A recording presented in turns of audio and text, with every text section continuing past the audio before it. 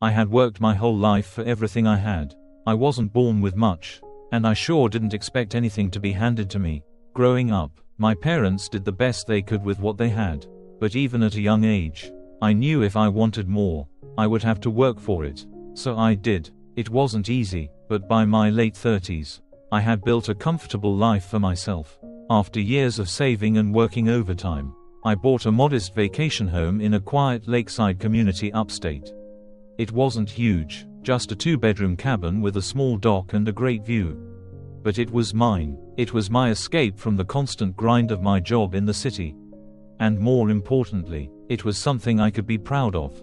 The day I signed the papers for the house was one of the best days of my life.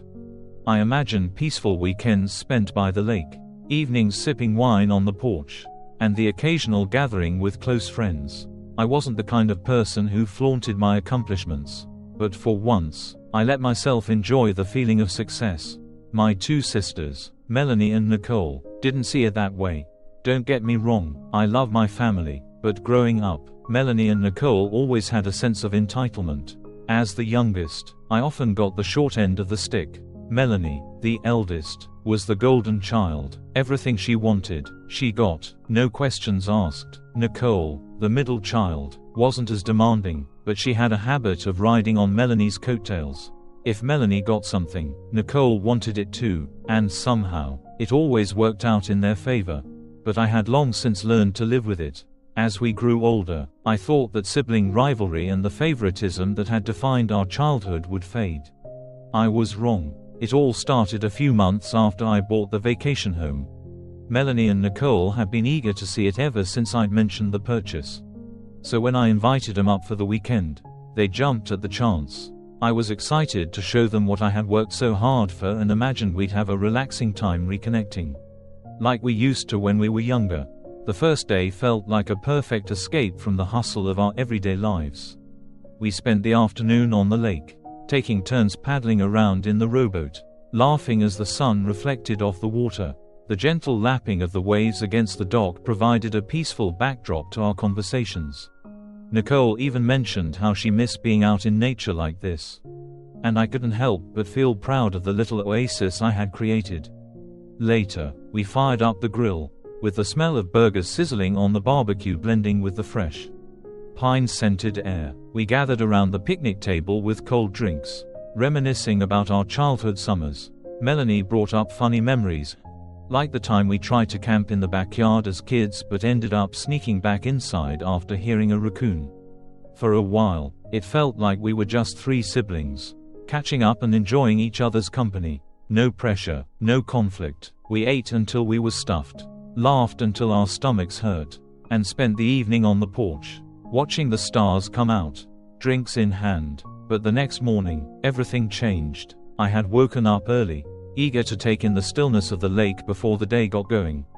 I sat on the porch with my coffee, feeling the cool morning breeze on my skin and listening to the birds chirping in the trees. It was one of those rare moments of absolute calm. I expected the day to unfold much like the one before, slow and peaceful, filled with more lake time and good conversations. That illusion was shattered when Melanie and Nicole stepped out onto the porch. Their expressions unusually serious. There was a weight to the air that hadn't been there before. An unspoken tension hanging between us. I didn't know it yet, but the visit was about to take a very different turn. I was sitting on the porch, drinking my coffee, when Melanie and Nicole came out, looking more serious than usual. "Hey, we've been thinking," Melanie began, taking a seat next to me. Nicole followed suit, her expression unreadable. "About what?" I asked, already feeling a sense of dread in the pit of my stomach. Whenever they started a conversation like that, it was usually about something that was going to cost me time, money, or peace of mind. "You know how you've got this great vacation home now?" Nicole said, gesturing around the property as if I hadn't noticed it before. "Yes," I said cautiously, waiting for the other shoe to drop. "Well, we were thinking," Melanie continued, "it's kind of a waste for it to sit empty when you're not using it." "I mean, how often are you really going to come up here?" Nicole added. I shrugged. "I come up when I can. Work's busy, but this is my place to relax." "Exactly," Melanie said, her eyes lighting up as if I had just confirmed her point. So why not let us rent it out for you when you're not using it? I blinked. Rent it out? Yeah, Nicole chimed in. We could handle everything. Finding renters, collecting the rent, managing the property. All you'd have to do is sit back and collect the money. My stomach churned. I had expected him to ask for something, but this was a whole new level of audacity. I don't know, I said slowly. I didn't buy this place to rent it out. It's not an investment property. It's for me to enjoy. Exactly, Melanie said, nodding as if she understood. But think about it. If you rent it out when you're not here, you could make extra money to cover the mortgage, and even more for repairs and upgrades. It's a win-win. I don't need help covering the mortgage, I said firmly, and I don't want strangers in my home. Melanie sighed as if I were being unreasonable. You wouldn't even have to deal with them. We'd take care of everything. You wouldn't have to lift a finger. Nicole nodded in agreement, and we'd make sure only respectable people rented it. We're not talking about college kids on spring break. It'd be families, people looking for a nice getaway.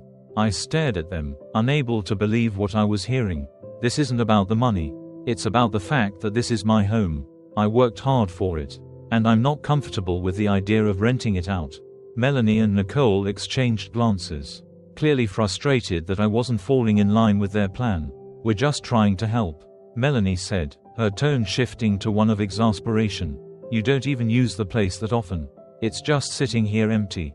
And that's my choice, I said, my voice hardening. I bought this place for myself, not as an income stream. If I wanted to rent it out, I would have done that already. Nicole folded her arms across her chest. You're being selfish. Selfish? I repeated, incredulous. How am I being selfish for wanting to keep my own home to myself? Because you're sitting on an opportunity and refusing to share it with your family.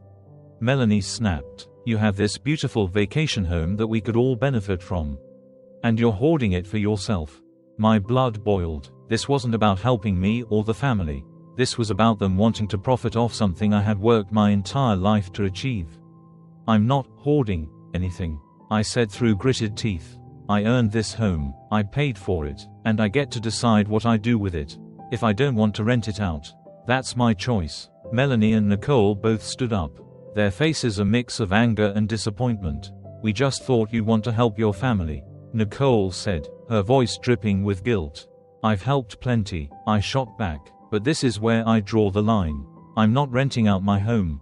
End of discussion. Without another word, they stormed inside, leaving me alone on the porch. My peaceful morning ruined. The rest of the weekend was tense. Melanie and Nicole barely spoke to me, and when they did, it was curt and passive-aggressive.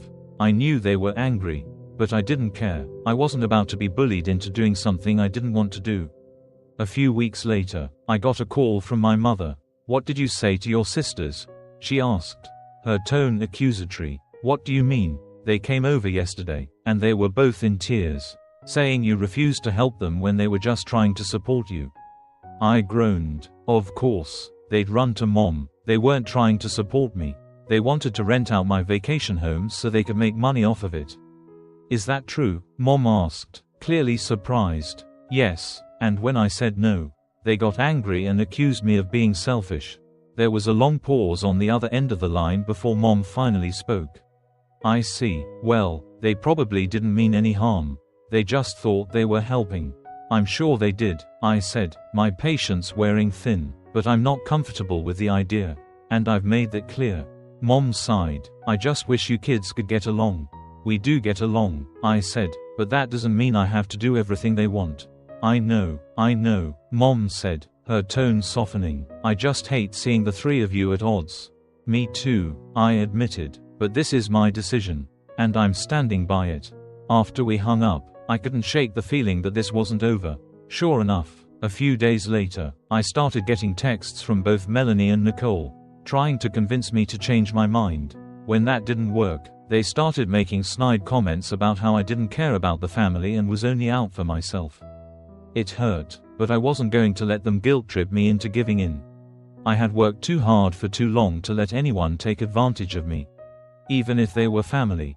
Eventually, Melanie and Nicole stopped contacting me altogether. Months went by without a word, and I began to wonder if I'd ever hear from them again.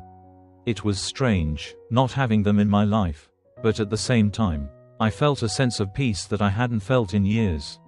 One evening, while I was at the cabin, sitting by the fire with a glass of wine, I realized something. For the first time in my life, I had stood up for myself, really stood up for myself. And it felt good. I wasn't going to apologize for wanting to enjoy the fruits of my labor. The cabin was my sanctuary, my reward for years of hard work, and I wasn't going to let anyone, not even my entitled sisters, take that away from me. In the end, I learned an important lesson. Standing up for myself didn't make me selfish. It made me strong. My sisters may not have understood my decision, but that was their problem, not mine. I had worked hard for what I had, and I had every right to enjoy it on my own terms. The peace I found in that cabin was more valuable than any money they could have made from it. And as I sat by the lake, watching the sun set over the water, I knew I had made the right choice.